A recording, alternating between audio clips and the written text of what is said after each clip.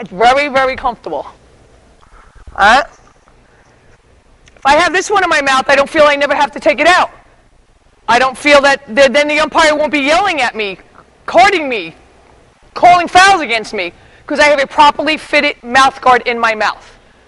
Encourage your players. Also, if I have this mouth guard, if I have this one in my mouth, I'm going to tend to hang it. And I'm not going to know, oh, that player is going to come and hit me in the head right now. I better put that mouth guard in my mouth properly. If I'm wearing it this way, I'm going to keep wearing it this way. I got hit in the head, my whole concussion object for wearing a mouth guard goes right out the window. But if I'm wearing a properly fitted one and I don't feel the need to take it out, ever, we're good. My son has one. Literally, he gets in the car sometimes, and I'll be like, Dan, you still have your mouth guard in. He's like, oh, okay. Yeah, he already took it off all his equipment. We popped it in the car, walked from the field, and he still has his mouth guard in his mouth. And this is not a lie. And he wears it for football, and he wears it for lacrosse. So a really properly fitted mouth guard really does. You get hit in the head. Concussion prevention, there's studies out there about it. We don't have, because that's another, we're going to talk about the sphere and all that sort of stuff. Just think about it. Defender's also running a thing now. If you come and they come to your program, they will give you a free online concussion test, the baseline that all the high schools are doing. So it behooves you to get a baseline for your kids, because after they get the concussion, the baseline does you no good. All right, so that's my mouth guard. My mouth guard soapbox. All right? You know about the goalie? Your goalie basically needs to be equipped from their head to their toe. Start with the head. They need a properly goalie helmet. The ones that are made for that other game are fine. Men's lacrosse. They have a throat protector, as long as it's NASCO certified, which it says right on the back of the helmet. Separate throat protector or one that's built into the helmet is fine. We come down, they need a chest protector. They need arm guards. Come down some more. They need pelvic and thigh protectors. They make the pants. Make the kids wear them. You guys have been pretty good about it, because the girls don't want to get in there. It hurts. So they want to, but make sure that it has the pelvic up here. It's got to have the ones that come up here and it come down to their thigh and protect their front. And then we go to our shin guards. All right. They need gloves made for lacrosse. They do have special goalie gloves, or you could just wear the regular boys' glove. They need their goalie stick, and they need a mouth guard. Guess goalies have helmets on, but getting hit in the head still hurts, and a mouth guard will still protect them from getting concussion. All right, so that's all the equipment your goalie needs. Basically, there's one major new rule this year. And I'm really not sure it's going to affect the youth. I hope it won't affect the youth game as much, because I just hope that these things don't happen in the youth game. I live in my own little perfect world. The carding rule. First, I'll go over a little background philosophy of why we have to have this carding rule. Cards are what? Everybody's seen their yellow card, red card, green card. The officials have. Why do we have these cards? Basically, they're a behavior modification tool. You're doing something I don't like. I want to correct this something. I give you a timeout. When I give you the timeout, you're supposed to go over to your coach, and your coach is supposed to say to you, wow, yeah, you really shouldn't do that. Watch the head.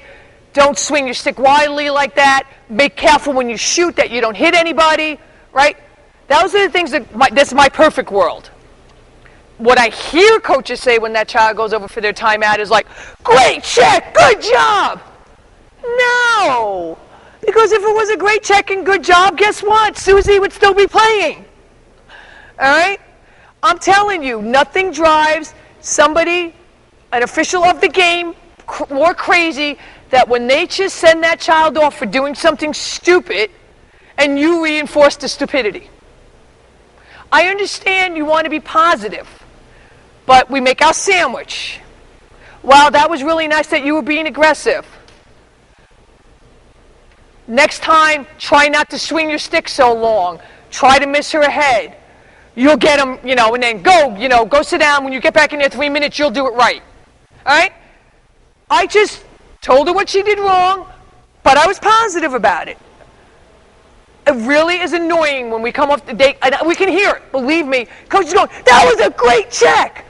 Oh, no, it wasn't. If it was, I wouldn't have called it. All right, so just think about what you say. So now we have that timeout. We send that child off, and she goes and sits in her 3-minute timeout, and she feels shame, and we're good. And the reason why we're putting that is because it's behavior modification. We want to let the whole team know that you see what we just called on Susie? You can't do that either.